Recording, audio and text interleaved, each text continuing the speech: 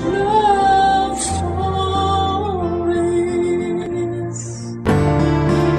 Hindi biro ang hirap kapag nagkahiwalay ang mga magulang. Maraming adjustments ang dapat nagawin at kadalasan ay bata ang naiipit. Ikaw kabarangay, paano kaya sa tingin mo mapagtatagpo ang dalawang mundo ng dalawang magulang na nagkahiwalay? Pero kailangang magkalapit para sa anak na sa kanila ay parehong nakakapit. Dear Papa Dudut, ako nga pala si Joel, 35 years old at kakahiwalay lang sa naging girlfriend ko for almost 4 years. Siya pala si Cynthia. Kaedad ko lamang siya at meron kaming isang anak na 2 taong gulang pa lamang. Mahirap na desisyon ang makipaghiwalay sa nanay ng anak ko. Sino ba naman ang gustong mapunta sa isang broken family, hindi ba? Kaya lang ay hindi ko na matiis ang ugali ni Cynthia. Lagi niya akong pinaghihinalaan na may ginagawang hindi maganda. Palibasa noong time na naging kami ay malala pa ang trust issues niya dahil niloko siya ng dating boyfriend niya. Nagkaroon din sila ng anak pero nasa poder ng lalaki ang bata. Pinasa sa akin ni Cynthia lahat ng galit at tamang hinala niya sa kanyang ex-boyfriend. Noong una ay sinubukan ko namang tanggapin yon. Mahal ko eh. Kaya lang habang tumatagal ay nakakapagod din pala ang ganong klase ng sitwasyon.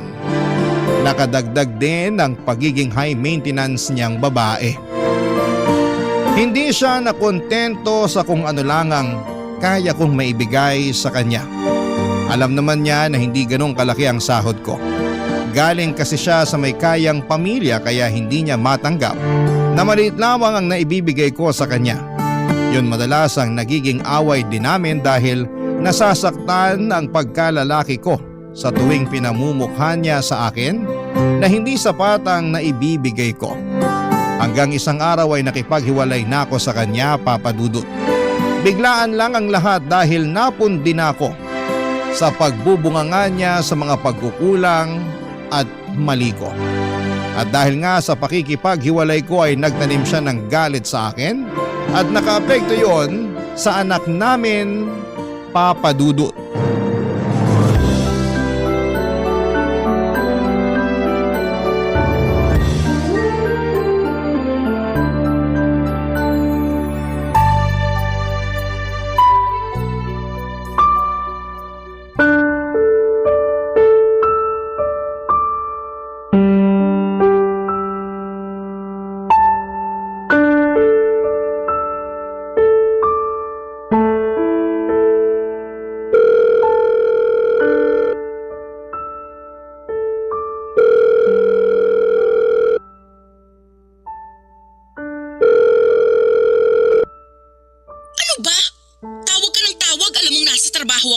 Bakit kasi ayaw mong sagutin ang tawag ko? Last week pa ako tumatawag eh. Kahit sana i-text mo man lang ako. Para saan pa? Hiwalay na tayo, di ba? Oo, hiwalay na tayo. Pero may anak tayo. Ano ngayon? Pwede bang maging mature ang usapan natin? Para na lang sa anak natin. Para sa anak natin? Sana naisip mo yan bago ka nakipaghiwalay sa akin. Hindi ko na kasi kaya ang ugali mo. Gustuhin ko mang magstay para sa anak natin. Pero nahihirapan na ako. At akala mo madali para sa akin na makisama sa ugali mo? O sige na, mali na rin ako. Tatanggapin ko na lang yun para sa anak natin. Puro ka na lang para sa anak natin, pero hindi ka naman nagpapakatatay sa kanya. Anong hindi? Sinusubukan ko naman dati pa. Hindi ako nagkulang sa sustento. Kulang na kulang ang sustento mo. Hindi sapat ang binibigay mo. Yan mismo ang dahilan kung bakit umayaw ako sa'yo. Hindi ka marunong makontento. Sino bang makukontento sa maliit na sustento mo? Alam mo kung magkano lang ang kinikita ko. Maliit na nga lang ang natitira sa akin. Sakto lang para may pangbili ako ng toothpaste at deodorant ko. Halos sa inyong mag-ina na pupunta lahat ng sahod ko. Dapat lang namang mapunta sa amin yun dahil obligasyon mo kami. At para sabihin ko sa'yo, dapat hindi ka nakukontento sa maliit na sahod mo lalo't pamilyado ka na. Dapat nag-e-effort ka pa rin para maghanap ng trabaho na kayang bumuhay sa amin. Ginawa ko naman yun pero walang tumanggap sa akin kasi hindi naman ako nakapagtapos ng pag-aaral. Kaya hindi ko rin maiwan tong trabaho ko kasi ito lang ang tumanggap sa akin kahit hindi ako college graduate. Ang dami mong dahilan talaga. Hindi ka na uubusan. Gusto ko lang depensahan ang sarili ko. Cynthia, magkaayos na tayong dalawa para sa anak natin. Maging maayos naman na sana ang pakikitungo natin sa isa't isa kahit hindi na tayo nagsasama. Huwag mong asahan na magiging maayos ang pakikitungo ko sa'yo kasi galit pa rin ako sa'yo. Baka naman pwedeng isang tabi mo man lang yung nararamdaman mong galit sa akin para naman makasama ko rin ang anak natin. At sinong nagsabi sa'yo na gusto ko pang ipakita sa'yo ang anak natin? Cynthia, ako ang ama niyan. May karapatan ako sa kanya. Tinanggal mo na ang karapatan mo sa kanya nung iniwan mo ko. Huwag naman ganyan, please. Gusto ko makasama ang anak natin. Huwag mong ipagkait sa kanya na magkaroon ng isang ama. Hindi ka maayos na ama. Kaya ayos lang kahit wala ka sa buhay niya. Hindi man ako naging mabuting karelasyon sa paningin mo, pero hindi mo pwedeng sabihin na hindi ako naging mabuting ama sa anak natin. Parehas lang yun. Kung gusto mong maging mabuting ama sa kanya, sana naging mabuti ka rin sa nanay niya. Kaso hindi. Iniwan mo ako kahit ang dami kong tinis sa mga pagkukulang mo. Cynthia! Huwag ka na ulit tatawag sa akin, Joel, ha? Hindi mo na pwedeng makita ang anak natin. Tapos na tayo, di ba? Tapos na rin ang koneksyon mo sa anak natin. Mangiyak-ngiyak ako sa katigasan ng loob ni Cynthia mula noong nagkahiwalay kaming dalawa, Papa Dudut. Pinagdamot na niyang makita ko ang anak namin. Nakiusap ako ng ilang beses para lamang ipasilip man lamang niya sa akin ang bata kahit nga video ko lamang sana, pero ayaw niya. Nangutang ako ng malaking halaga para ibigay yon kay Cynthia pero tinanggihan niyang tanggapin yon. Hindi pa rin daw yon sapat. Ayaw niya talaga akong patawarin. Alam kong pinipersonal na lamang niya ako dahil sa pakikipaghiwalay ko sa kanya. Sinubukan kong lapitan ang mga kaibigan niya na nakilala ko at nakiusap sa kanila na baka pwedeng kausapin nila si Cynthia para lumambot na ang puso niya. Lahat sila'y walang nagawa, naging dahilan din yon para kagalitan niya ang mga kaibigan niya. Kaya mula noon ay hindi ko na sinubukang lapitan pa isa man sa mga malalapit sa kanya para maging tulay sa muling pagkikita namin ng anak ko. Napakasakit na hindi makita ang anak ko, siya na lamang ang buhay ko. Siya ang dahilan kung bakit nagawa kong tiisin ang ugali ni Cynthia dahil gusto kong buo kami. Pero may limitasyon din ang pasensya ng isang tao at sa huli mas pinili kong lumayo na lamang kay Cynthia kaysa naman sarili kong peace of mind ang mawala. Mas naging payapa ang buhay ko noong nagkahiwalay kaming dalawa. Pero malungkot ako dahil gusto kong makasama ang anak ko. Kaya lang ipinagkakait sa akin ni Cynthia. Palagi ako nakatambay sa subdivision kung saan ay nakatira si Cynthia. Mabuti na lamang at may kaibigan akong nakatira doon kaya malaya akong nakakapasok. Panay ang silip ko sa bahay ni Cynthia sa pag-asang makikita ko kahit saglit lang ang anak namin. Pero bigo ako. Isang araw hindi ko na natiis. Kumatok na ako sa bahay para personal na siyang harapin. Bala ko nang makiusap noon sa kanya ng harapan. Pero ibang humarap sa akin nang bumukas ang kanyang pinto. Papa Dudut.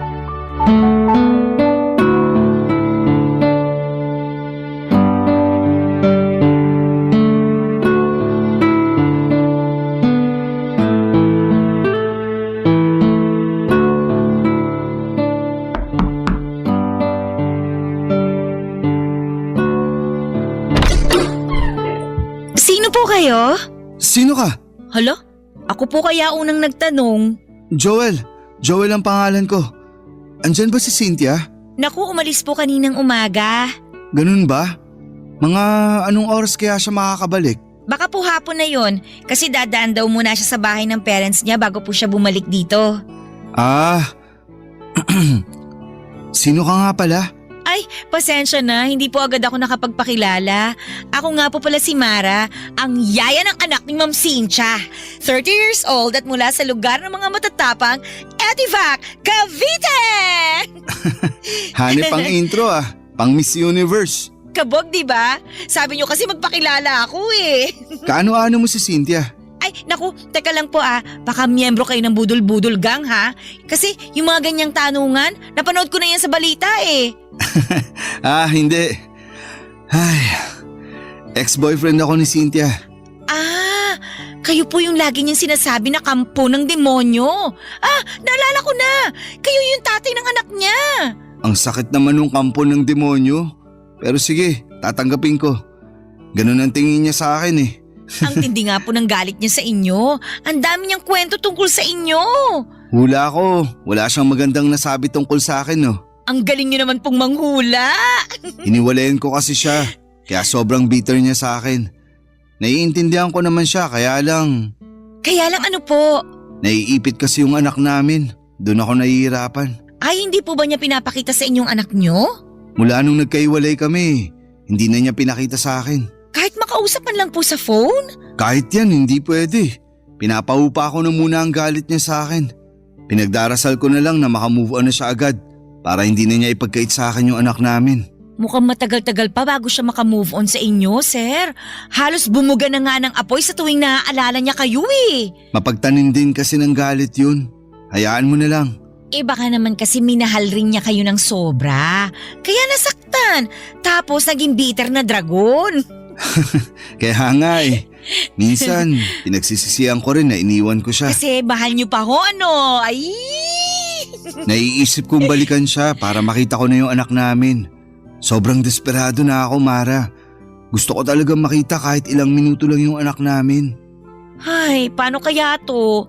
May naisip kasi ako pero baka mapag-initan ako ni Ma'am Cynthia kapag nalaman niya eh. Ano ba yun?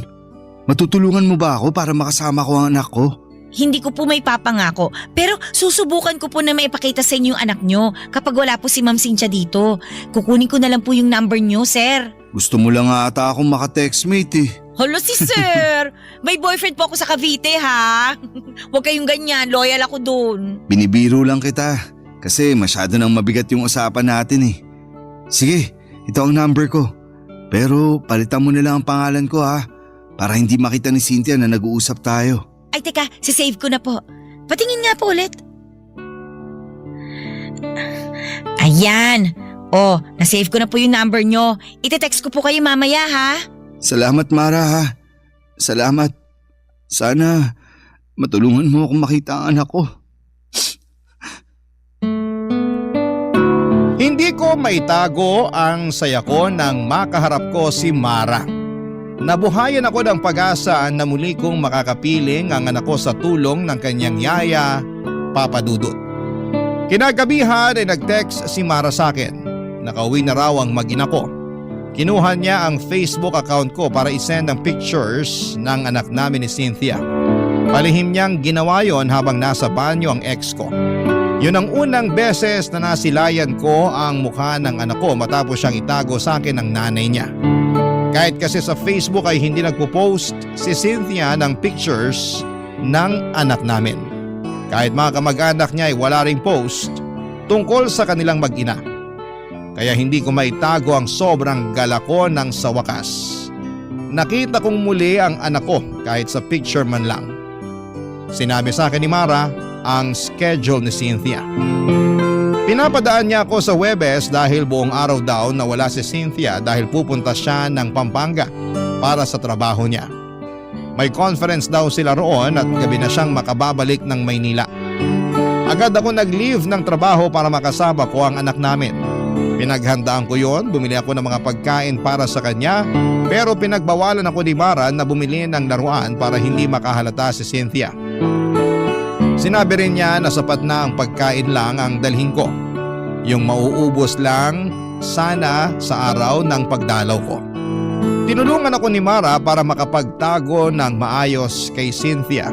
Dahil oras na malaman ni Cynthia na nakakasama ko ang anak ko ay baka mas lalo lamang siyang gumawa ng paraan para ilayo siya sa akin.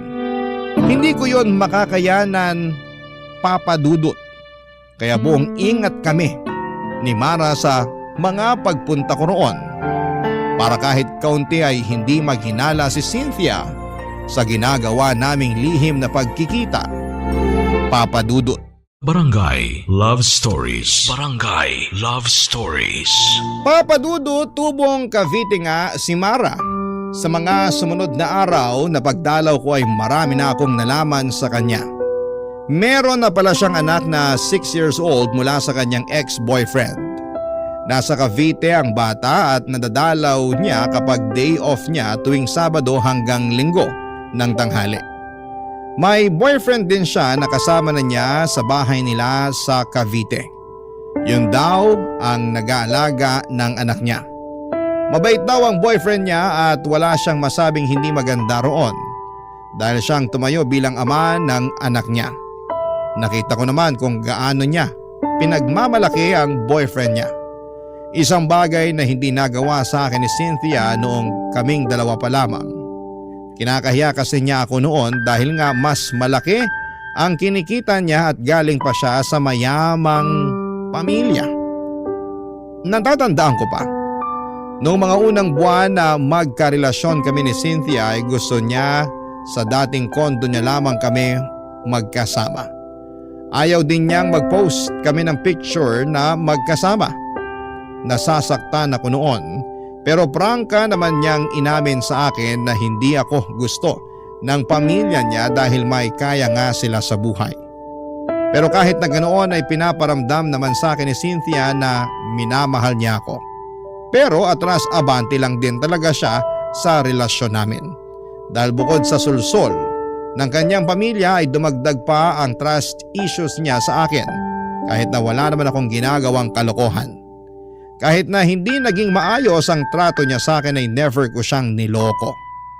Yun naman ang may pagmamalaki ko sa kanya hanggang dulo. Kaya lang ay hindi naman niya yon pinakinggan dahil para sa kanya. Pare-parehas ng lahat ng mga kalalakihan.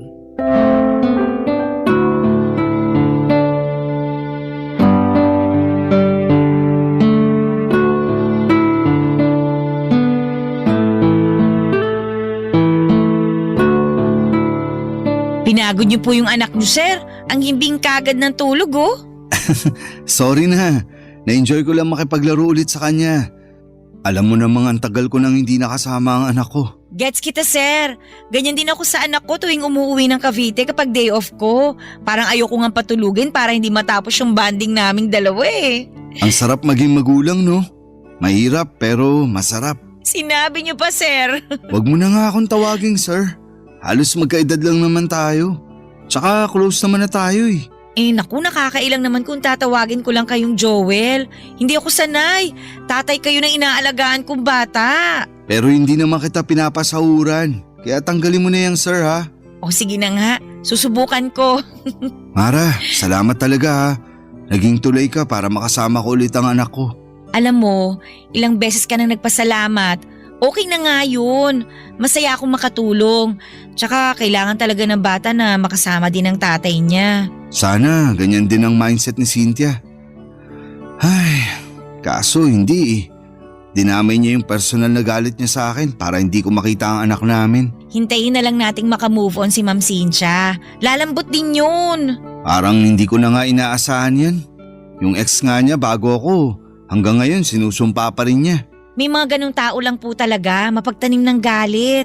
Kahit maliliit na pagkakamali, hindi niya kayang patawarin. Isang beses, alam mo ba, nakalimutan ko lang siyang batiin para sa mansari namin. Aba, hindi na niya yun pinalagpas. Lagi niyang sinusumbat. Keso wala raw akong pakialam sa relasyon namin.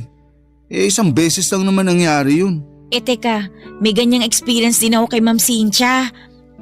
Minsan, nakalimutan ko ilabas yung basura. Ayun, mula noon may trust issues na siya sa akin.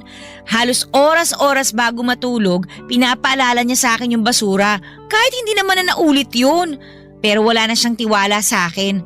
Ang sabi niya, mauulit pa raw yung pagkalimot ko. Aabangan daw niya yon at ipamumukha niya sa akin. Ganyan nga siya. Gusto niyang mapatunayan lagi na tama siya. Kaya babantayin niya lahat ng galaw mo para makahanap ng butas. Gusto niyang may paglaban na hindi siya nagkakamali ng iniisip tungkol sa'yo. Ay, nakakapagod yun. Buti nga natiis niyo eh. Ikaw din naman natiis mo siya. Eh wala naman po akong choice kundi magtiis. Malaki kasi ang pasahod niya sa akin eh. Hindi naman alagain yung anak niyo. Si Ma'am Cynthia na lang talaga yung kailangan kong pagpasensyahan. Sana balang araw, ma-realize niya yung ugali niyang ganun. Mauubusan talaga siya ng taong iintindi at magtitiis sa kanya kapag hindi pa siya nagbago. Matanong ko lang, Joel. Wala ka na bang nararamdaman na pagmamahal sa kanya? Mahal ko pa naman siya. Hindi naman yun agad-agad na nawawala. Napagod lang talaga ako nun kaya ako nakipaghiwalay. Pero andun pa rin yung love ko sa kanya. Huwag mong sasabihin ha. Papalakpak na naman ang pride nun kapag nalaman niya.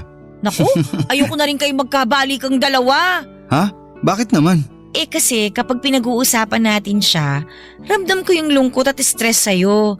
Pero kita ko pa naman sa mga mata mo na may feelings ka pa rin naman sa kanya. At okay lang yun. Hindi naman basta-bastang nawawala yun eh. Nanay kasi siya ng anak mo. Salamat sa pag-intindi ha. Sobrang bigat lang kasi talaga ng pinagdaanan ko sa kanya. Siya ang pinakaminahal ko sa lahat ng mga nakarelasyon ko. Pero siya yung pinakamasakit na lesson na dumating sa buhay ko. Takot ka na siguro magmahal ulit ano?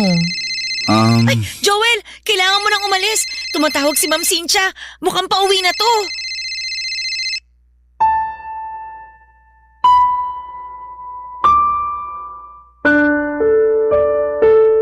Nagpanik kaming dalawa ni Mara dahil nabaga ang pag-uwi ni Cynthia.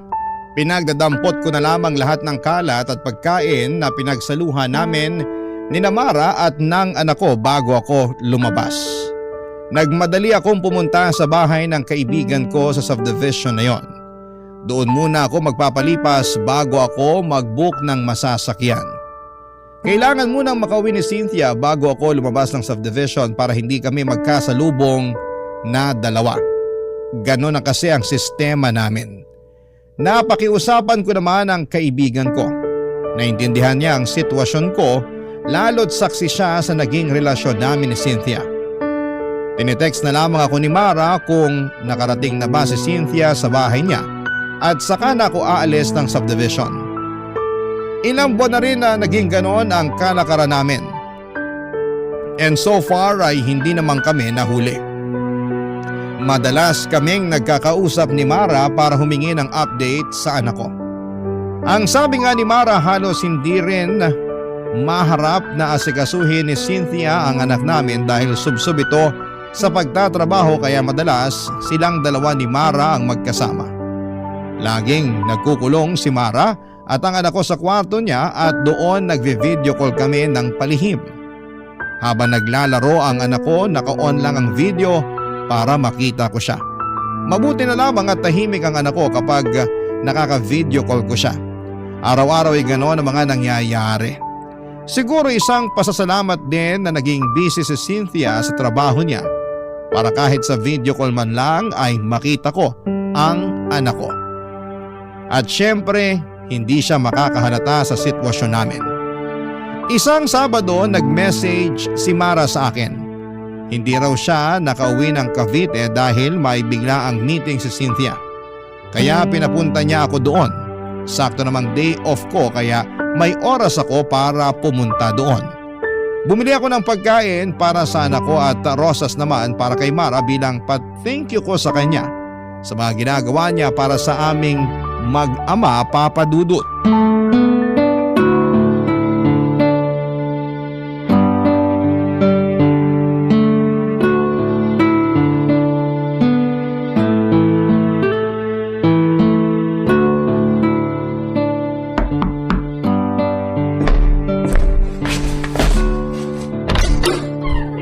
Oh, Joel!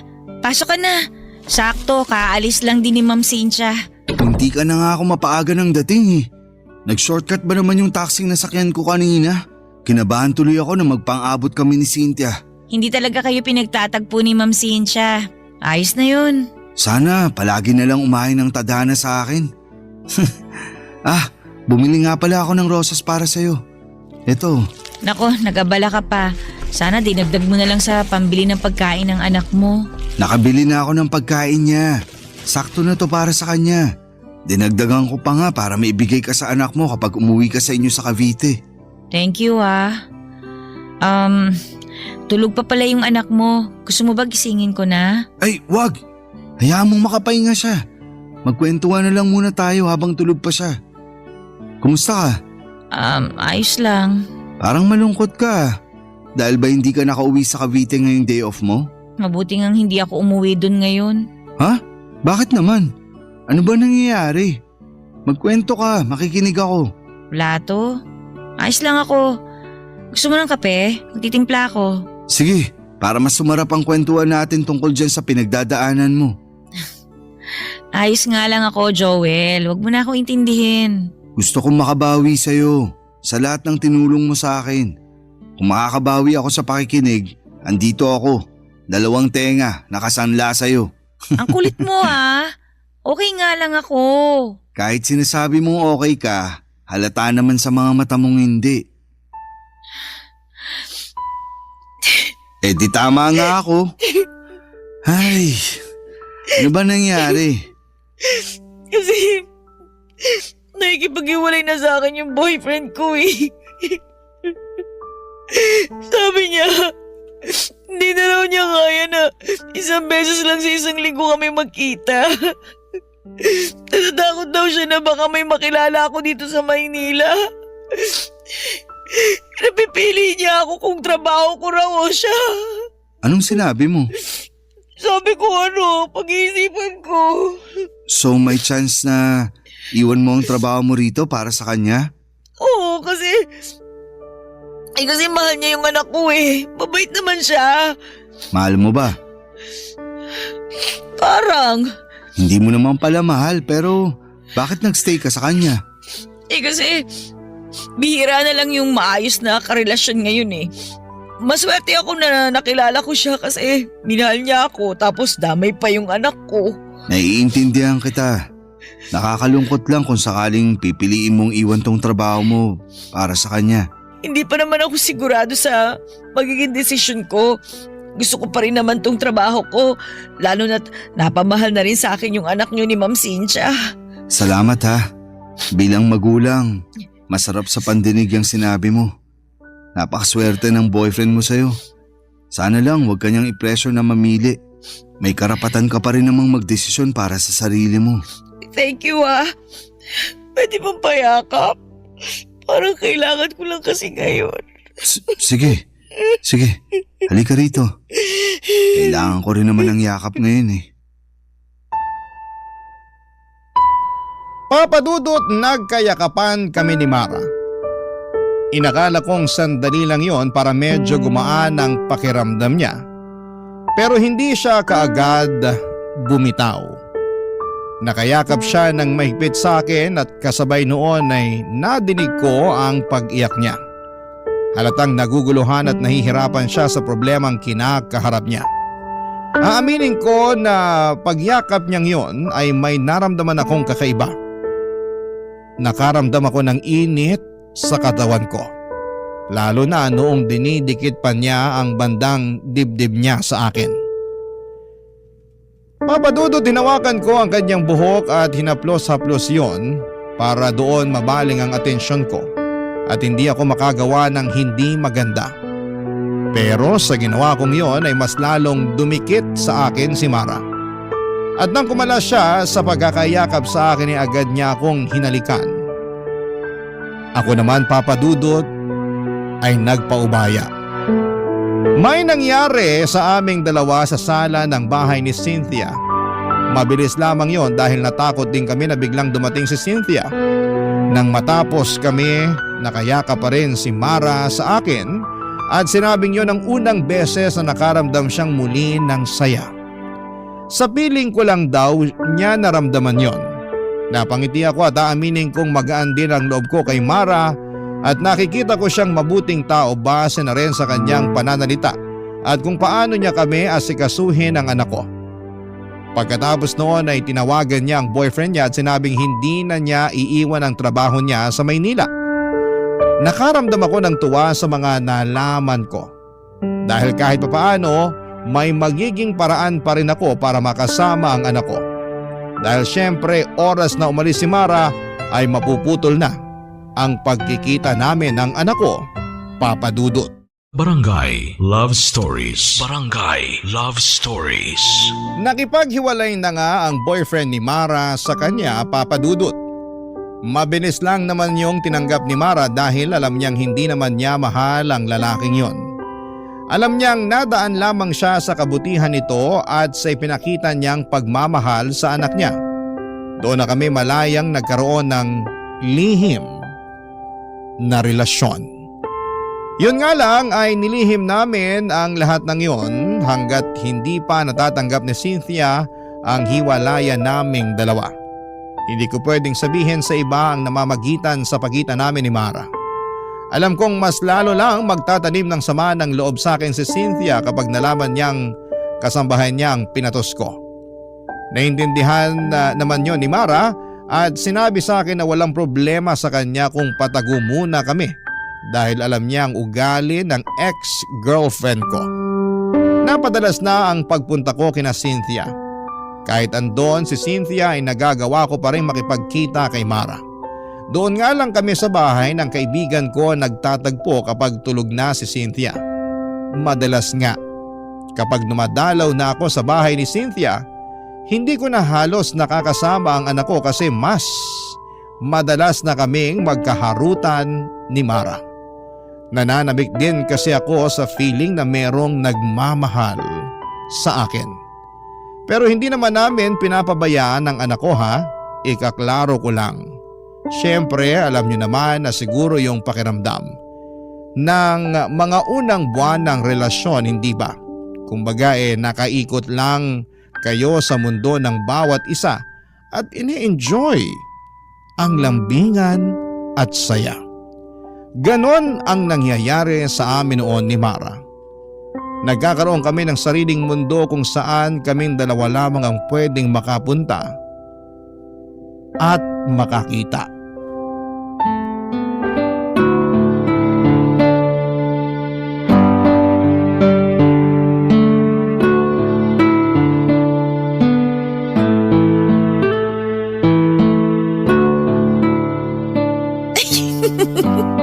Huwag mo naman masyadong pisilin yung tabako sa tiyan. Huwag mo na akong pigilan.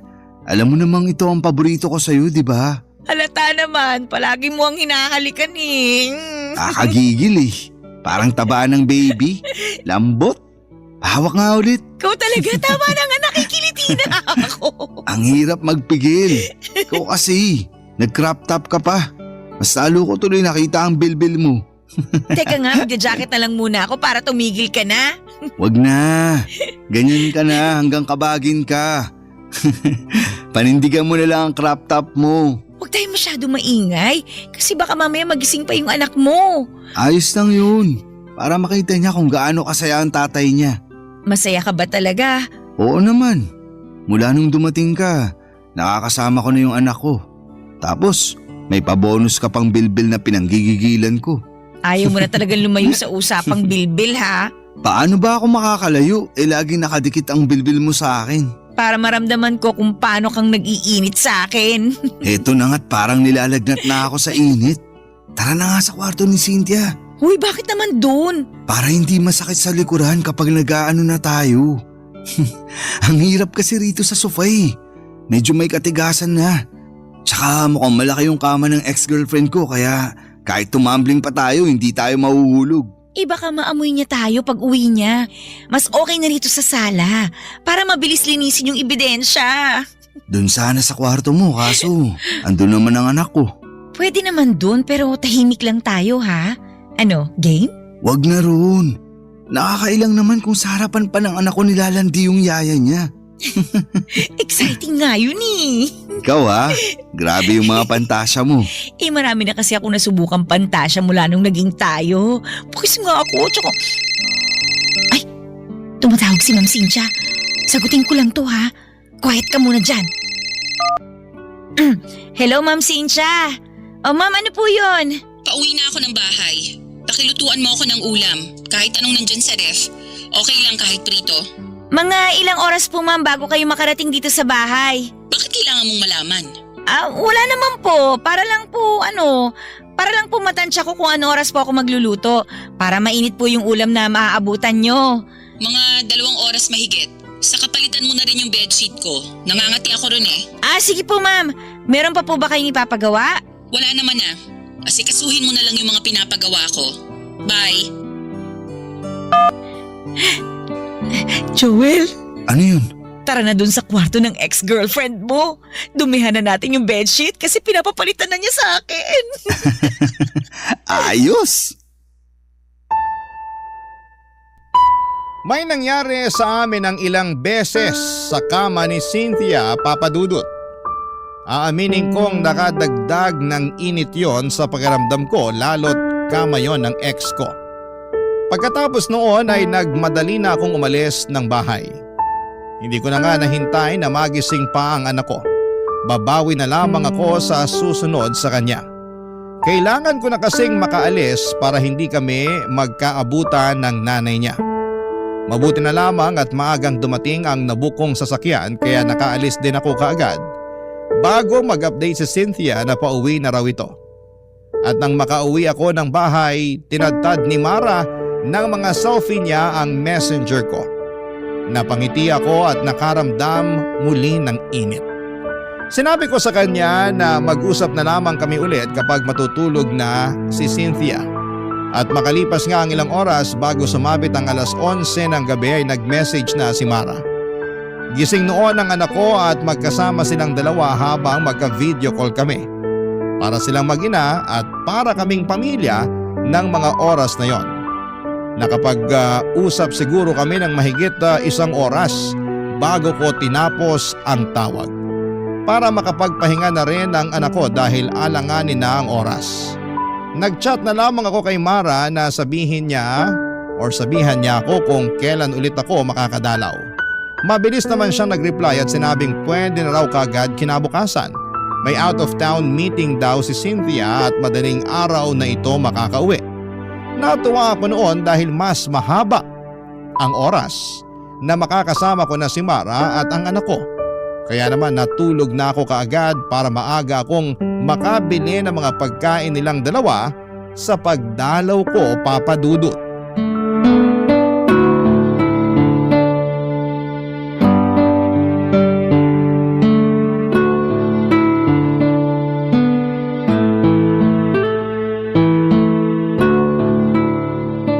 Uy, ang dami mo namang biniling pagkain. Gusto mo talagang kumapal pa ang bilbil ko ha? Sakto lang yan para sa buong araw natin. Madaling araw pa talaga ang uwi ni Cynthia, di ba? Sabi nga niya baka bukas na raw ng tanghali ang uwi niya eh. Uy, ayos ah. Baka pwede pa ako makatulog dito nun. Para may experience ko namang matulog buong gabi kasama kayo ng anak ko. Gusto ko rin naman yun. Yaan mo, kapag lumamig na ang lahat, magagawa na natin yan. Sa ngayon, magtago lang muna tayo. Buti ka pa. Ang lawak ng pangunawa mo. Sana ganyan din si Cynthia. Wow! Cynthia! Ma'am! Akala nyo ganun ako katanga para hindi makahalata? 1 buwan ko nang alam ang ginagawa nyo.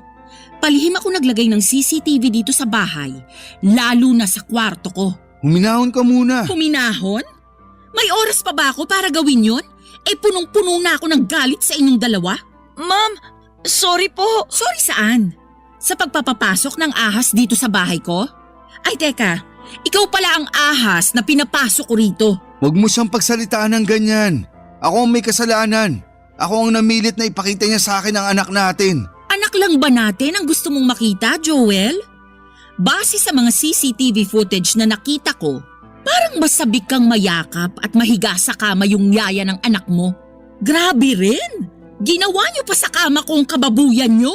Sorry, pero ikaw naman kasi. Ako na naman ang mali, Joel. Nakikita mo ba kung anong ginawa mo? Mas lalo mong sinira ang tiwala ko sa'yo. Kung sa una pa lang sana hindi mo na ipinagdamot ang anak ko sa akin, edi hindi sana tayo aabot sa ganito. Pinapatikim ko lang sa'yo ang epekto ng pag-iwan mo sa akin. Sinabi ko naman sa'yo na huwag mong idamay ang anak natin sa problema natin pero… Sa ayaw at gusto mo, madadamay talaga ang anak natin. Lalo na ngayon, ang bababoy nyo. Habang nasa kabilang kwarto ang anak natin, nagawa mo pa talagang patungan ng yaya niya, Joel? Anong klaseng pag-iisip ang meron ka? Bakit init ng katawan ang pinapairal mo? Kasalanan ko po, Ma'am Cynthia. Huwag niyo pong sisihin si Sir Joel. At ngayon, Sir Joel ang tawag mo sa kanya? Matapos kang maghubad sa harapan niya? Iba ka rin ha? Nagmamahalan lang po kaming dalawa. Walang masama sa ginagawa namin. Nagmamahalan? Walang masama? Sigurado ka? Habang wala ako sa bahay na to, pinagkatiwalaan kita, Mara. Ang biling ko sa'yo, wag na wag kang magpapapasok ng ibang tao. Pero sinunod mo ba yon? Hindi. Sabihin mo ngayon sa akin kung walang masama sa ginawa mong yon. Hindi mo na nirespeto ang bahay ko. At hindi mo rin ako nirespeto. Sorry po, ma'am. Hanggang sorry ka lang talaga, no? Tama na, Cynthia. Pag-usapan na lang natin to. Sige, pag-usapan natin to. Kasi ang dami ko nang naipon sa puso kong galit sa'yo eh. Baka sakaling gumaan kapag sinumbat ko na sa'yo lahat. Kapal ng mukha mo, Joel. Ang dami mong pagkukulang sa akin noon. Pero pinilit kong tanggapin ka. Kasi naniniwala ako na ikaw yung makakabuti para sa akin. Lalo na nung nabuntis mo ko. Pero anong ginawa mo? Nung time na gulong-gulo ko sa mga nararamdaman ko, iniwan mo ko. Pinabayaan mo ko. Hindi mo alam kung gaano kasakit sa akin na isipin yung future na hindi ka namin kasama ng anak mo. Hindi mo alam kung gaano kasakit sa akin na isipin na nagmamahal ka na ulit ng iba tapos makakalimutan mo na kaming mag-ina. Hindi naman mangyayari yun. Nagkaiwalay tayo pero hindi naman ibig sabihin ipababayaan ko na kayo. Mag-ina ko pa rin kayo at parte na kayo ng buhay ko. Mahal kita, Cynthia. Kahit ano pang nangyari sa atin, hindi na yun magbabago. Kung mahal mo ko, piliin mo ko ngayon. Anong ibig mo sabihin? Kung gusto mo pang makita pa ang anak mo, ako ang pipiliin mo. Cynthia. Kami ng anak mo o ang katulong ko? Mamili ka. Hindi ako makagalaw sa sinabi ni Cynthia, Papa Dudut. Hindi ko nga rin matignan si Mara dahil alam kong nasasaktan siya sa narinig niyang sinabi ng ex ko. Kahit ako ay naguluhan, lalo na noong pinangtakot na ni Cynthia sa akin ang anak namin. Sinabi niyang lilipat na raw sila ng lugar at hindi ko na sila kailanman makikita. Ang bigat ng loob ko habang iniisip ang posibilidad na mangyari yon. Nang hindi pa ako sumagot ay sinabi niyang pwede kaming magkabalikang dalawa, total ay mahal ko pa naman daw siya.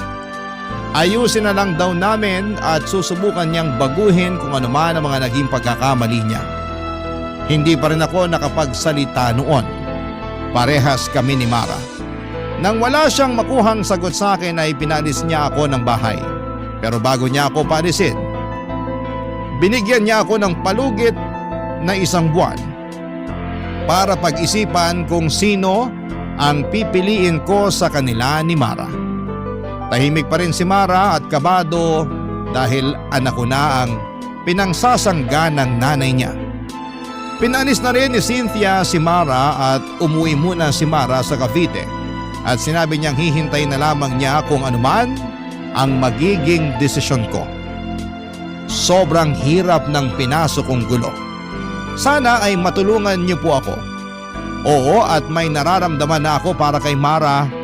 Nakikita ko siya bilang mabuting tao at mabuting karelasyon, pero aaminin kong mas mahal ko pa rin si Cynthia. Pero ang hirap na makasama pa siya.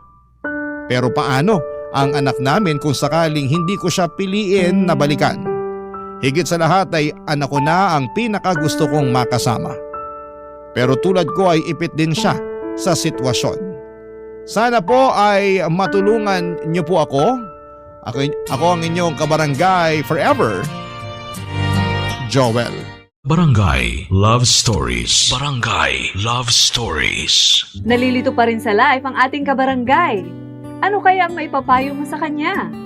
Ibahagi mo yan sa ating comment section para mabasa rin niya. Nagustuhan ng iyong napakinggan? Ituloy yan via live stream sa www.gmanetwork.com/radio.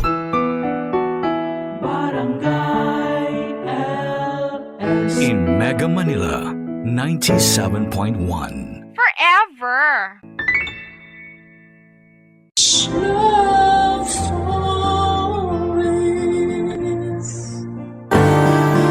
Masarap magmahal. Lalo na kung mahalaga sa atin ang isang tao. Ngunit mahalaga ring magtira ng respeto para sa sarili dahil masaktan ka man pagdating ng araw, may kakapitan ka pa rin sa kabila ng iyong pagkabigo. Ikaw kabarangay, bigay todo ka rin ba kung magmahal? Dear Papa Dudut, mapagpalang araw po sa inyo at sa lahat ng mga nakikinig ngayon dito sa inyong programa. Tawagin niyo na lamang po ako sa pangalang Helen. 34 years old at taga General Nakar, Quezon. 14 years old pa lamang ako nang ipagbuntis ko ang panganay namin. Nakipagtanan ako noon sa boyfriend kong si Bart. Tutol po sa pagsasama namin ng mga magulang ko dahil masyado pa raw kaming mga bata. Pero wala na silang nagawa noong malaman nilang buntis ako, Papa Dudut. Nagpakasal kami ni Bart sa huwes pagtungtong ko sa edad na 18. Sa pagsasama namin sa loob ng 2 dekada ay nagkaroon kami ng isa pang anak. Babae ang panganay ko at lalaki naman ang bunso namin. Papa Dudut, sa loob ng 2 dekada kalahati noon ay nasa Brunei si Bart dahil sa trabaho niya.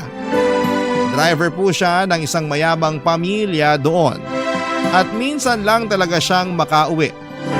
Pinapayagan naman siya ng amo niya na umuwi 3 beses sa isang taon kaya nagkakasama-sama pa rin kami ng mga anak namin. Hindi po yun naging madali para sa akin dahil madalas kong nami-miss ang asawa ko. Kahit ang mga anak namin ay nangungulila rin sa kanilang ama na hands-on talaga sa kanila noong hindi pa nag-iibang bansa. Pero sa ganong sitwasyon ay ipinapaunawa ko sa mga anak ko na mas malaki ang sweldo ng kanilang ama kung sa ibang bansa ito magtatrabaho. Tungkol naman sa pagsasama namin ay wala naman kaming naging problema kahit na LDR kami. Loyal ako sa asawa ko at ganon din siya sa akin. Pero unti-unting nayanig ang paniniwala kung okay lamang kami nang may makarating na balita sa akin, Papa Dudut.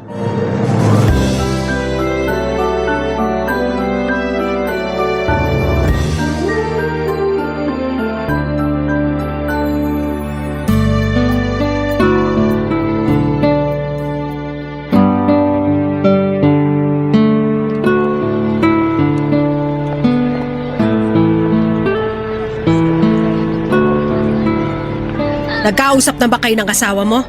Mukhang hindi na tumatawag sa'yo. Iso ka, Nay. Magkausap nga lang kami kagabi. Kinumusta yung mga bata tsaka nagkwentuhan kami. O kailan daw siya uuwi? Next week na raw po. Excited na nga po ako eh. Sa tagal ba naman na hindi kami nagkita? Na-excite ka pa mukhang niloloko ka na ng asawa mo. Nay, saan nyo naman nakuha yung ideya na yan? Loyal po sa akin si Bart. Mahal na mahal niya kami ng mga anak niya kaya hindi niya ako ipagpapalit sa ibang babae. Nasasabi mo yan kasi hindi mo naman siya nakikita araw-araw. Hindi mo alam kung sino-sino mga nakakasama niya. Baka hindi mo namamalayan, may kalampungan na pala siyang iba. Nay naman, huwag niyo namang siraan yung asawa ko ng harap-harapan. O anong gusto mo? Siraan ko siya ng patalikod? Mas maganda na kung harapan kung sasabihin sa'yo na niloloko ka ng asawa mo, Helen. Kung hindi nyo na po gusto si Bart para sa akin, wag nyo naman siyang gawa ng issue. Mabuti siyang asawa. Hindi naman siya pumapalya sa pagpapadala at sa pangungumusta sa aming mag-iinan niya eh. Baka medyo nakukonsensya pa kaya nangungumusta. Kung sa pagpapadala naman, hindi mo dapat ipagpasalamat yun. Kasi may responsibilidad siya sa inyo, lalo na sa mga anak mo. Teka lang po, Nay. Bakit niyo po ba nasasabi yan? Hindi ba't sinabi sa'yo ng asawa mo na sa susunod na linggo pa siya uuwi? 2 araw na siya rito sa Pinas. Ano po? Kanina niyo naman nalaman? May nakapagsabi sa akin. Yung anak ng kaibigan kong galing sa Pasay. Nakita niya raw si Bart doon sa bahay na nadadaanan nila pa uwi.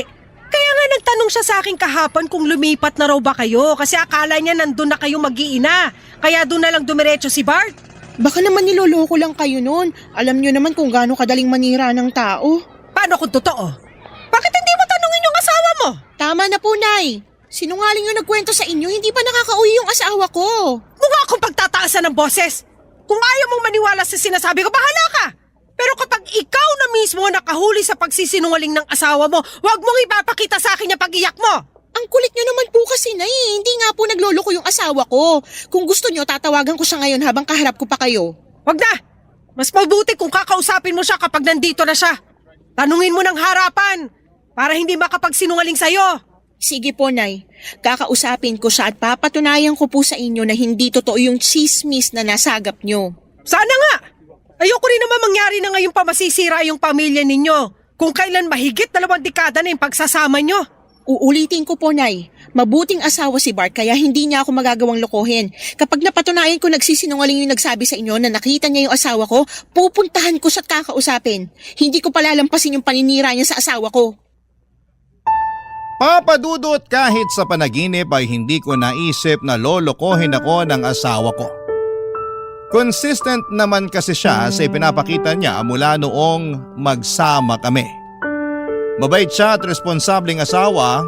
Tuwing nakikipag-inuman siya ay nagpapaalam pa nga siya sa akin at hindi rin nagpapaabot ng madaling araw. Madalas pa nga siyang nagsasabing under noon dahil kapag pinauwi ko siya ay sumasama talaga siya at hindi na nagyayabang pa. May kaklase si Bart noong high school na nagtatrabaho sa Brunei bilang driver. Ang kaso'y pinauwi na ito ng asawa dahil naghahabol na magkaroon ng isa pang anak kaya nairekomenda nito ang asawa ko. Sa maraming taon na nagsama kami ay pinakita niya kung gaano niya ako kamahal. Madalas niya akong pinagsisilbihan. Magkatulong kami noon sa karinderya ni nanay at ayaw nga niya na napapagod ako kaya halos siya na ang gumagawa ng mga mabibigat na mga gawain. Nagkakahera na lamang ako noon at paminsan-minsan ay nagsaserve sa mga customers namin. Pero pagdating sa pagluluto at kahit na sa paghuhugas ng mga plato ay siya na ang gumagawa. Bukod pa roon ay naghahanap pa siya ng mga racket hanggang sa maging driver siya ng delivery truck. Okay naman ang kitaan niya roon pero noong naospital ang bunso namin, naubos ang savings namin mag-asawa nang kinailangan itong operahan. Pero noong magkatrabaho siya sa Brunei, mabilis kaming nakabangon, Papa Dudut.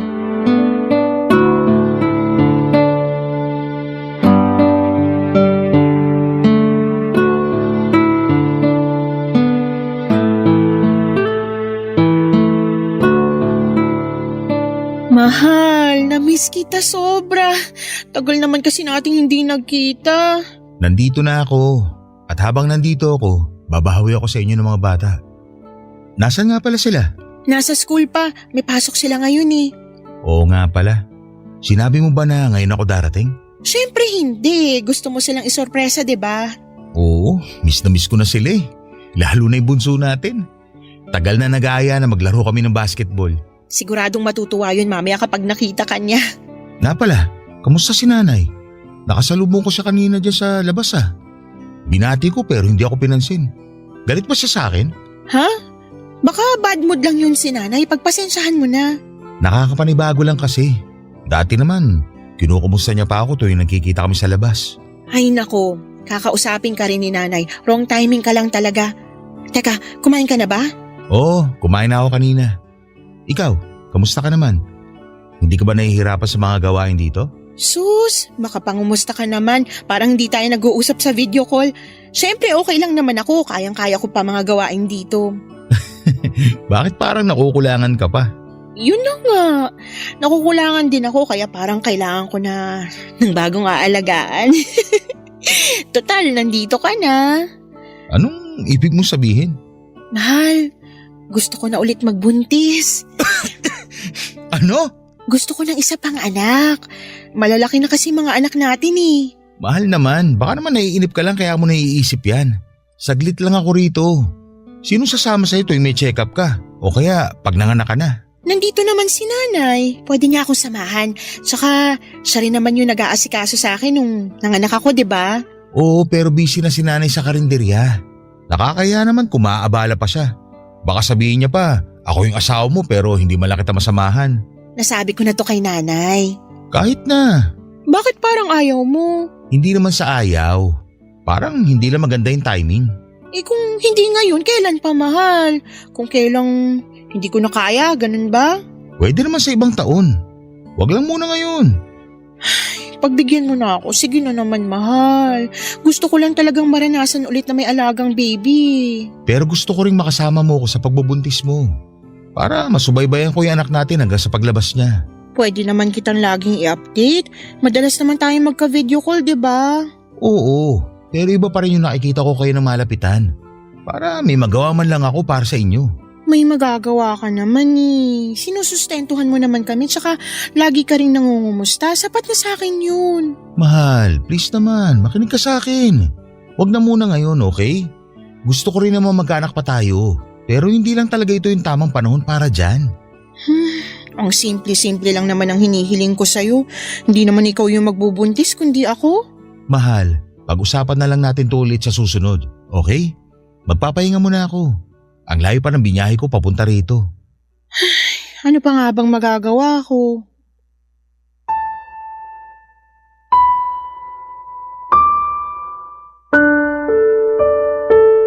Papadudot na gulat ako sa hindi pagpayag ni Bart na magkaroon kami ng anak. Samantalang siya pa ang humihiling sa akin na sundan na ang bunso namin noong huling uwi niya rito sa Pilipinas. Hindi ko alam kung ano ang nakapagpabago ng isipan niya. Tinanong ko naman siya ulit pero iisa lang talaga ang sagot niya. Hindi pa raw yun ang tamang panahon para magkaanak kami, Papa Dudut. Pinanindigan niya po ang katwiran niyang yon, kaya naman hindi na rin ako nagpumilit pa. Inisip ko na lamang na pwede pa rin naman talaga sa susunod na taon. Nang makauwi si Bart, akala ko ay madalas na kaming makakapag-bonding. At susulitin talaga niya yon, yung oras na kasama kami, pero hindi po ganon ang nangyari. Nung unang 2 araw ay nakipaglaro pa siya ng basketball sa bunso namin. Nagluluto rin siya sa bahay at naglalambing din sa akin. Pero mula nung 3 araw niya sa amin ay palagi na siyang umaalis.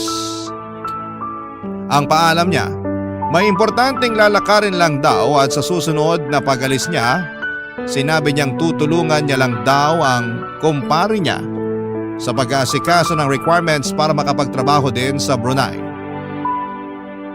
Papadudot na unawaan ko naman yon dahil may tumulong din naman sa kanya noong kaya hinayaan ko lamang siya. Pero noong araw-araw na siyang umaalis ay doon na po ako nagduda sa mga ginagawa niya, Papadudot. Barangay Love Stories. Barangay Love Stories. Papadudot nang minsang umalis si Bart ay sinundan ko na siya. Nakita ko siyang dumiretso sa terminal ng bus sa Infanta papunta sa Maynila. Wala po siyang dalang gamit maliban sa chest bag na lagi niyang daladala tuwing umaalis siya. Hindi pa noon nakakakyat ng bus si Bart kaya nagpa siya kung tawagan siya para malaman kung magsisinungaling siya sa akin o hindi. Tumawag ako at sumagot naman siya. Tinanong ko kung nasaan siya ng mga sandaling yon pero nagulat ako ng ibang lokasyon ang sinabi niya sa akin. Malinaw na nagsisinungaling noon ang asawa ko. At dahil doon ay may mas nadagdagan pa ang pagdududa ko sa kanya. Hindi nga nagtagal ay nakumpirma kong niloloko na ako ng asawa ko. Noong pabalik na siya sa Brunei ay hindi na siya nagpahatid sa airport kaya mas lalo akong nagtaka. Dati naman kasi ay pinapasama pa niya ang 2 naming anak tuwing inihahatid ko siya. Pero nagdahilan siya na masyado raw siyang malulungkot kapag sumama kami roon. Pero kahit na hindi niya kami pinasama ay sinundan ko siya, Papadudot. Hindi niya namalayan na nakasakay lang kami noon sa isang bus papunta sa Maynila.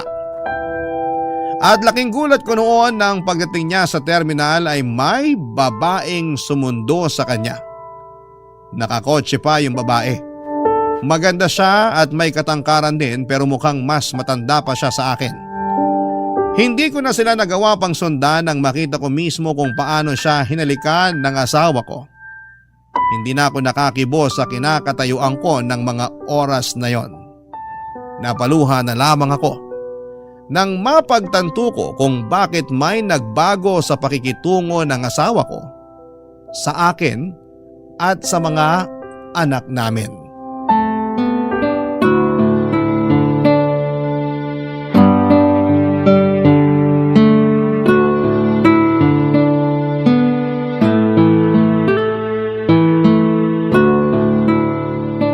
Mahal, kumusta yung biyahe mo pa Maynila? Okay naman. Safe naman ako nakarating dito sa airport. Sa airport? Sana nga, sinama ko kayo eh. Ngayon pa lang, namimiss ko na kayo ng mga anak ko. Talaga? Oo naman, mahal. Bakit parang hindi ka naniniwala? May dahilan ba para hindi ako maniwala sa'yo? Ano ba yung pinagsasabi mo? Siyempre wala. Sigurado ka? Mahal, ano ba to? Parang iba na yung tono mo ah. May gusto ko ba sabihin sa akin? Wala. Wala, pero ganyan ka naman makipag-usap. Ikaw, wala ka bang sasabihin sa akin? Ay, mahal. Pwede bang diretsahin mo na lang ako? Ang hirap kasi ng ganito na parang manghuhula pa ako kung bakit ka nagkakaganyan. Nasaan ka ngayon? Nandito sa airport. Pwede bang mag-selfie ka ngayon? Ha? Maraming tao rito. Nakakahiya. Kailan pa naging nakakayang mag-selfie sa airport? Ginagawa mo naman yan dati ah. Mahal naman. Ano bang mahirap sa hinihiling ko sa'yo? Selfie lang naman, 'di ba? Hindi kasi pwede. Bakit hindi pwede? Baka naman kaya ayaw mo kasi wala ka naman talaga sa airport. Paano mo naman nasabi yan? Pwede ba? Huwag ka nang magmaang-maangan. Akala mo ba hindi ko malalaman na next week pa talagang flight mo? Ano? Hindi ka makasagot kasi totoo yung sinasabi ko? Oo, totoo. Wala rin naman point kung magsisinungaling pa ako. Wala ako sa airport. Nandiyan ka sa babae mo, di ba? Kailan mo pa ba ako niloloko, ha? Kailan pa kayo ng babae mo? 5 taon na. 5 taon? Ganong katagal na kayo magkarelasyon? Bart naman! Paano mo nagawa sa akin to? Mahal, pasensya ka na. Kinailangan ko lang kasing gawin to. Kailangan ko ng tulong niya para magkaroon ng trabaho sa Brunei. Tinulungan ka naman ng kaibigan mo, di ba? Ano pa yung tulong na sinasabi mo? Nagsinungaling ako sa'yo noon. Totoong tinulungan ako ng kaklase ko nung high school. Pero nabankrupt yung amo ko. Nagbawas na siya ng mga driver nila. At isa ako sa natanggal kasi ako lang naman yung Pinoy doon. Hindi ko na alam yung gagawin ko noon, mahal. Buti na lang, ipinakilala sa akin ng kaibigan ko si Angelica.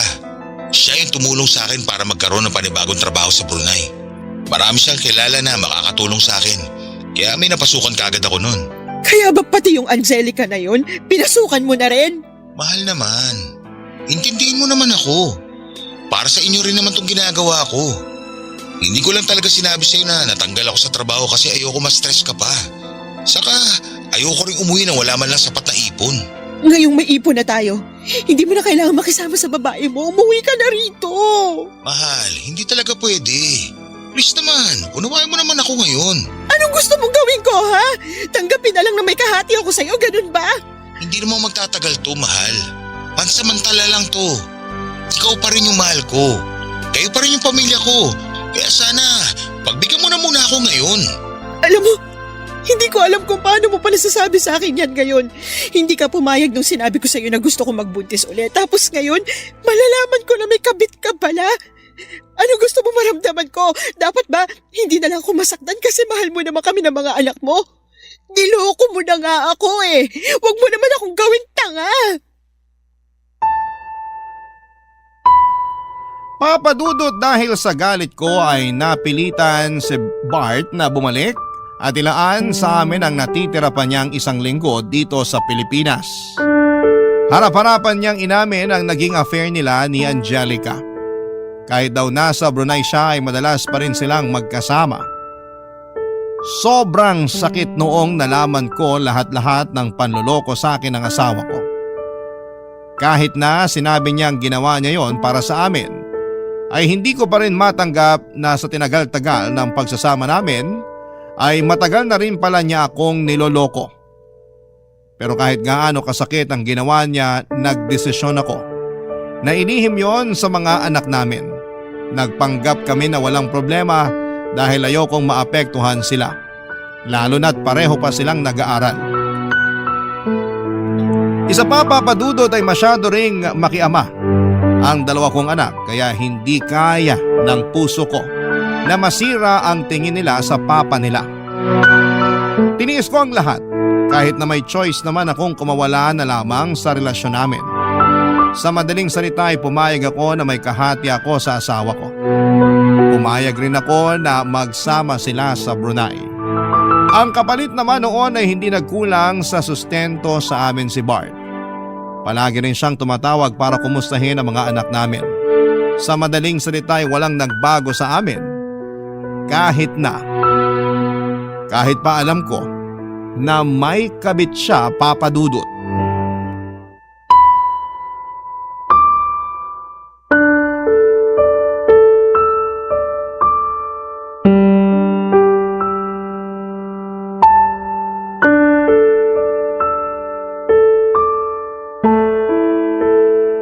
Nasaan ka ngayon? Nandito ako sa kwarto ko.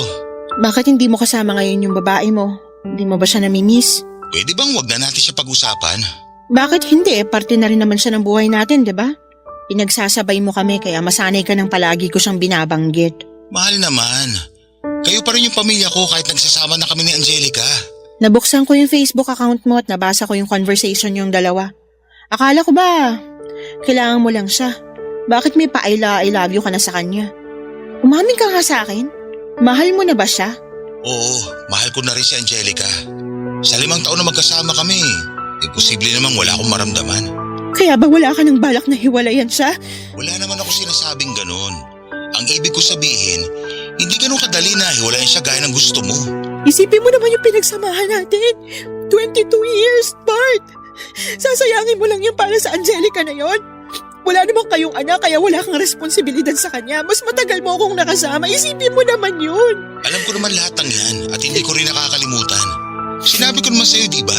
Mahal na mahal pa rin kita. Pero hindi pwedeng dalawa kaming mahal mo. Hindi pwedeng dalawa kami na inuuwian mo. Naiintindihan mo ba? Kaya darating pa rin ang araw na kakailanganin mong pumili sa amin. At alam mong hindi ako papayag na hindi kami yun. Kayo pa rin ang pipiliin ko, alam mo yun. Pero hindi ko pwedeng gawin yan ngayon kasi hindi pa nakakatapos yung mga anak natin. Ano ibig mong sabihin? Makikipagrelasyon ka sa ibang babaeng yun sa loob ng maraming taon? Sa gusto mong mangyari, imposibleng hindi ka makabuo ng pamilya sa kabit mo. Tapos kakalimutan mo na kami kasi may bago ka na. Sabihin mo na lang kung ayaw mo na talaga sa akin kasi maghahanap na rin ako ng iba. Mahal, huwag ka namang ganyan. Mahal na mahal kita. Huwag mo naman ako ipagpalit sa iba. Ang kapal naman ng mukha mong sabihin niya sa akin samantalang ikaw yung naunang mga liwa. Usa siyang dumating. Hindi ko siya hinahanap kaya ibang kaso yun. Ah, ganon. Kaya tuwing may bagong darating, tatanggapin mo na lang. Si Angelica lang yung babae ko, okay? Wala nang iba. Dapat ba akong matuwa na wala nang iba? Lintik naman, Bart. Nagpapakamartir na nga ako rito para lang magmukha pa rin buo yung pamilya natin at hindi masira yung imahe mo. Tapos ganyan pa yung maririnig ko mula sa'yo. Ano bang gusto mong gawin ko para maniwala kang kayo pa rin ang pipiliin ko? Anakan mo ko. Yun lang ang gusto kong mangyari. Wala na akong pakialam kahit magsama kayo ni Angelica. Sige, payag na ako. Pagka-uwi ko ng Pilipinas, sisiguraduhin ko na magkakaanak ulit tayo. Tungkol naman sa sustento, kailangan mo ring dagdagan yon at hindi ka pwedeng pumalya. Wala tayong magiging problema pagdating sa sustento. Hindi ako magkukulang sa inyo. Mabuti kung ganun. Pero sana, wag mo na akong pilitin makapag-hiwalay kay Angelica. Hihiwalayan ko siya kapag natapos na yung mga anak natin sa pag-aaral. Pero sa ngayon, magiging patas ako sa inyo.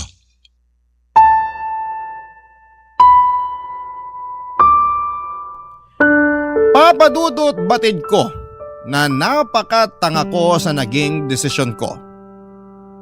Pero handa na ako noong magpakababa para lamang hindi kami maghiwalay ni Bart. Hindi lang dahil mahal na mahal ko pa rin siya kundi dahil hindi ko kayang makita na pinagtatawanan ako ng ibang tao. Sa dahilang ipinagpalit ako ng asawa ko sa ibang babae sa kabila ng 22 years naming pagsasama.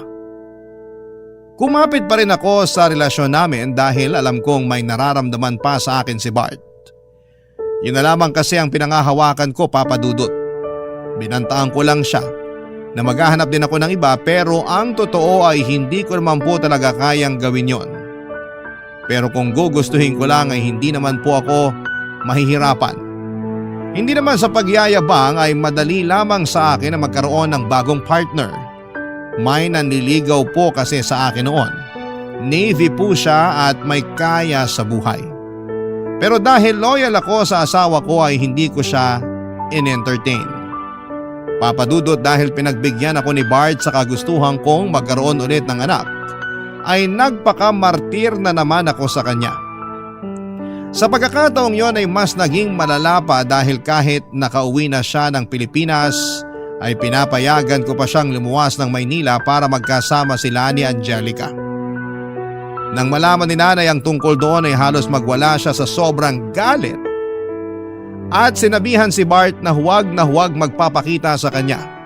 Hindi rin nagustuhan ni nanay ang ginawa ko pero dahil sa pagmamahal niya sa akin bilang anak ay dinamayan pa rin niya ako sa mga kagagahan ko, Papa Dudut.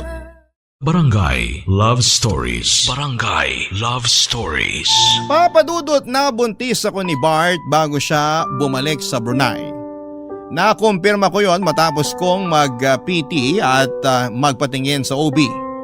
Nagpa siya akong hindi na muna sabihin sa asawa ko ang tungkol doon hanggat hindi pa lumalaki ang tiyan ko. Naunang makaalam si nanay at ang mga anak ko pero sinabihan ko sila na huwag munang babanggitin kay Bart. Akala naman ng mga anak ko ay ginawa ko yon para isorpresa ang tatay nila kaya na-excite pa sila nang sabihin ko yon.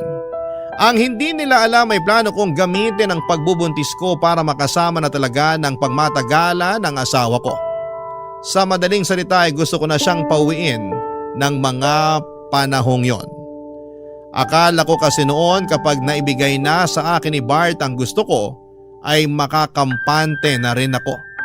Pero tuwing naiisip kong mas madalas silang magkasama ni Angelica ay nagngingit-ngit ang kalooban ko, Papa Dudut. Parang gusto ko na lamang bawiin si Bart at pilitin ng makipaghiwalay sa kabit niya. Sa 7 buwan ng pagbubuntis ko ay saka pa lang ako nagpasyang sabihin kay Bart ang tungkol doon. Excited pa naman akong ibalita yon sa kanya pero naunahan kaagad niya ako sa ibabalita niya, Papa Dudut.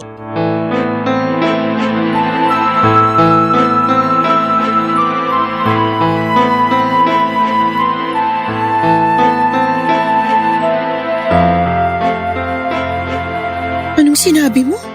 Tama ba yung narinig ko? Buntis si Angelica? Oo, mahal.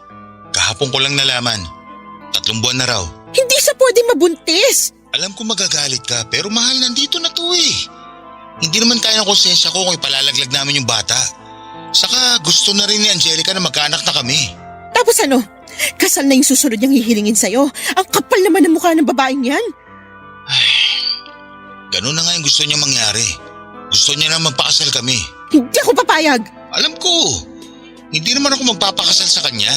Pwede naman ako magdahilan na lang sa kanya na hindi basta-basta ang proseso ng annulment. Kung sasabihin mo yan sa kanya, parang pinaaasa mo pa siya. Ipakausap mo siya sa akin. Baka kailangan mo na ipamukha sa kanya kung anong lugar niya sa buhay mo. Hindi naman mangyayari yun eh. Sinabi mo rin sa akin noon na kami yung pipiliin mo, pero anong ginawa mo, ha? Binigyan mo pa siya ng dahilan para itali ka niya. Binuntis mo pa. Huwag ka na magalit, please. May usapan naman tayo, di ba? Nabubuntisin kita para magkaroon ka na ulit ng aalagaan. Hayaan mo pagbalik ko. Malapit na akong manganak, Bart. Anong ibig mo sabihin? Buntis ka rin? May mga anak bang hindi buntis? Pero bakit ngayon mo lang sinabi sa akin? Kasi gusto ka naming isorpresa ng mga bata. Pero wala eh. Sa ganitong pagkakataon mo pa nalaman, inunahan mo ko kaagad ng balitang na buntis mo na yung kabit mo. Pasensya ka na. Kung alam ko lang. Kung alam mo lang ano, may gagawin ka ba para mapasaya ko ngayon? Ano bang gusto mo, mahal? Hiwalayin mo si Angelica. Pero… Wala nang pero. Ang tagal ko nang nagtiis na may kahati sa'yo. Hiwalayan mo siya kung gusto mo pang makasama yung bago nating anak. Pwede bang saka na lang kapag nanganak na siya? Baka kasi kung ano pa maisipan niyang gawin kapag ngayon pa ako nakipaghiwalay sa kanya. Kawawa naman kung matadamay pa yung inosenteng bata. Siguraduhin mo lang natutuparin mo na yan, Bart. Kasi kung hindi, mapipilitan talaga ako na ilayo sa'yo tong anak mo. Pangako, totoo na to. Kamusta pala yung baby natin? Nakakapagpa-check up ka ba? Sinong kasama mo sa pagpunta sa doktor? Si nanay. Siya naman talaga nag-aasikaso sa akin noon pa. Kunwari ka pang hindi mo alam. Pasensya ka na kung wala na naman ako sa tabi mo. Sanay na ako. Kaya hindi mo na kailangang humingi ng pasensya. Lalaki ba yung anak natin? Oo. Talaga? May naisip ka na ba ipapangalan sa kanya? Wala pa. Pwede bang ako na lang magpangalan sa kanya? Hindi mo na kailangang hilingin sa akin yan kasi ikaw naman yung ama nitong dinadala ko. Sige, mag-iisip ako na ipapangalan sa bunso natin. Sana pag-isipan mo rin yung pag-uwi mo rito sa panganganak ko. Mahal, alam mo naman na hindi ako basta-basta makakauwi, hindi ba? Baka naman ayaw mo lang talaga. Yan ka na naman eh. Basta, titingnan ko. Pero kung sakaling hindi ako makakauwi, pahingi ako ng mga picture ni baby pagkapanganak mo sa kanya. Kahit yun lang, mahal.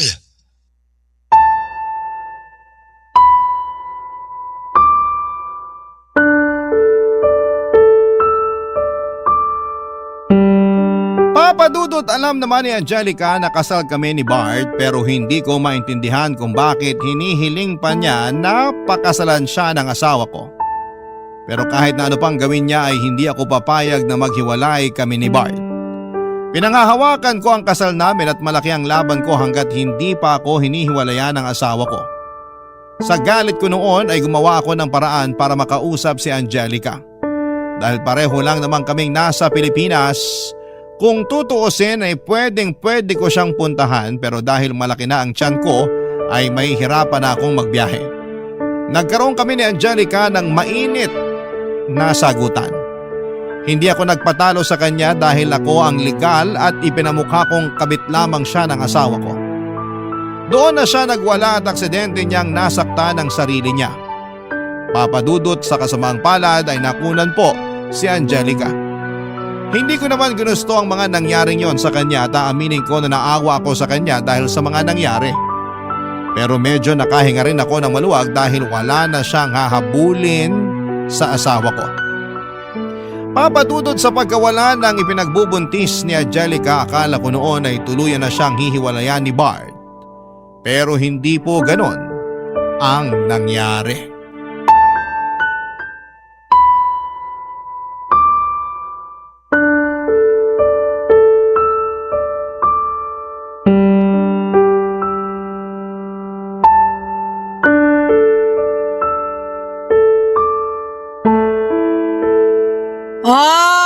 Anong sinabi ko sa'yo? Nung una pa lang, sinabihan na kitang niloloko ka ng asawa mo pero ayaw mo maniwala. Ipinagtatanggol mo pa siya. O tapos ngayon ano? Ginawa ka lang niyang tanga. Oo na po, Nay. Tanga na ako kung tanga pero mahal na mahal ko po si Bart. Ama pa rin siya ng mga anak ko. Ama siya ng batang nasa sinapupunan ko ngayon. Kaya hindi ako papayag na maghihiwalay kami dahil sa Angelica na yun.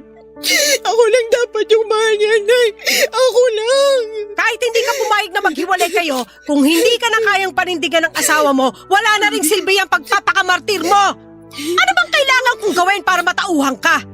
Masyado mo nang ibinabal ang sarili mo para lang sa isang manlolokong asawa? Pero Nay, kahit naman niloko niya ako, hindi pa rin niya kami pinabayaan.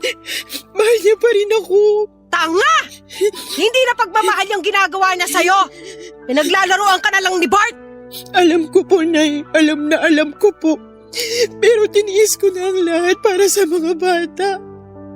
Ayoko malaman nila na hindi na kami maayos ng papa nila. Ayoko ring malaman na may ibang babae si Bart kasi baka mawala yung respeto nila sa kanya. Narinig mo ba yung sarili mo? Helen naman!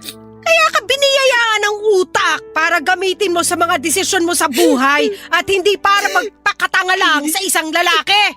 Kung ako yung mga anak mo, kapag nalaman kong ganyan kakamartir, baka mawalan na rin ako ng respeto sa'yo. Hindi na kasi pagmamahal ang tawag sa ginagawa mo. Isang malaking kagagahan. Naiintindihan mo ba?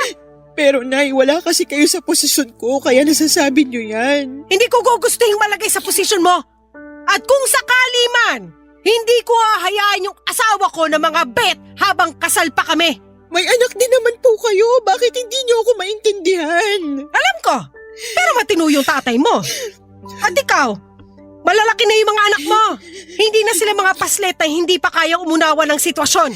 Kung sasabihin mo sa kanila yung totoo, hindi mo na kailangan magtiis sa asawa mo. Kung hihiwalayan ko siya, mas mapapadali lang sa kanilang lahat. Ayoko siyang hiwalayan, hindi lang dahil sa mahal ko pa siya, kundi dahil ayoko maging masaya sila ng kabit niya. Hinding-hindi ko ibibigay yung gusto nila, Nay. Niloko na nga nila ako, tapos bibigyan ko pa sila ng dahilan para maging masayang pamilya. Kahit anong pilit ng babaeng yun na makuha yung asawa ko, latak pa rin lahat ng mapupunta sa kanya kasi ako yung legal na asawa. Hindi naman tatagal yung pagsasama nila kung hindi mo hinayaan. Imbis na kastiguhin mo yung asawa mo, nagpabuntis ka pa ulit. Paano kung tuluyan ka na niyang iwan, ha? Sino nga ako sa bata? Hindi niya po gagawin yun. Kahit nagawa niya mga bet, mahal na mahal pa rin niya yung mga bata. Baka naman sila na lang talaga yung habol sa'yo ng asawa mo. Pero ang totoo, kating-kati na siyang hiwalayan ka at natatakot lang siya sa pwede mong gawin. Uulitin ko, Nay. Mahal ako ng asawa ko, kaya huwag niyo nang ipilit yung sinasabi niyo. Sige, bahala ka sa gusto mong isipin. Total, sarado naman yung isip mo. Lahat ng sasabihin ko, hindi mo rin naman tatanggapin. Kahit ano pang sabihin niyo, hindi ko siya hihiwalayan.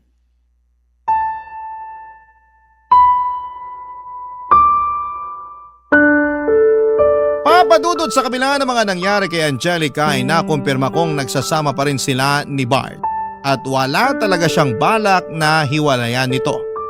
Hindi nga nagtagal ay hiniling na rin niya Papadudot na maghiwalay kami. Tama si nanay. Mga bata na lang talaga ang habol sa akin ng asawa ko. Nangako naman siya na hindi siya magkukulang sa suporta niya sa mga bata. Lalo na sa batang nasa sinapupunan ko sa ngayon.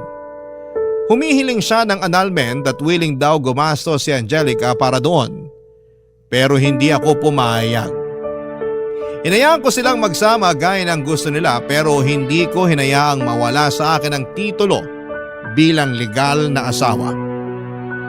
Batid kong mas lalo ko lang ginagawang komplikado ang sitwasyon namin. Pero ayoko magmukhang talunan kay Angelica. Kaya nangako ako na hanggat nabubuhay ako ay mananatili pa rin siyang kabit ng asawa ko.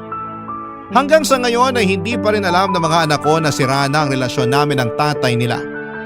Kaya gusto ko sanang samantalahin ang pagkakataong ito para makahingi ng payo sa mga tagapakinig ng inyong programa Papadudot. Kung dapat ko pa bang sabihin sa mga anak ko na gusto ko nang makipaghiwalay or gusto nang makipaghiwalay sa akin ng papa nila. At kung tama ba na hindi ko hiwalayan si Bart kahit desidido na siyang sumama sa kabit niyang si Angelica. Sa ngayon ay hanggang dito na lamang po muna Papadudot ang kwentong ibabahagi ko at maraming salamat po sa pagbabahagi nito Papadudot. At gayon din sa lahat ng bumubuo ng Barangay LS. God bless and more power sa inyong programa. Ang inyong forever kapuso at ka-barangay, Helen. Barangay Love Stories. Barangay Love Stories. Nalilito pa rin sa live ang ating kabarangay. Ano kaya ang maipapayo mo sa kanya? Ibahagi mo yan sa ating comment section para mabasa rin niya. Nagustuhan ng iyong napakinggan? Ituloy yan via live stream sa www.gmanetwork.com/radio.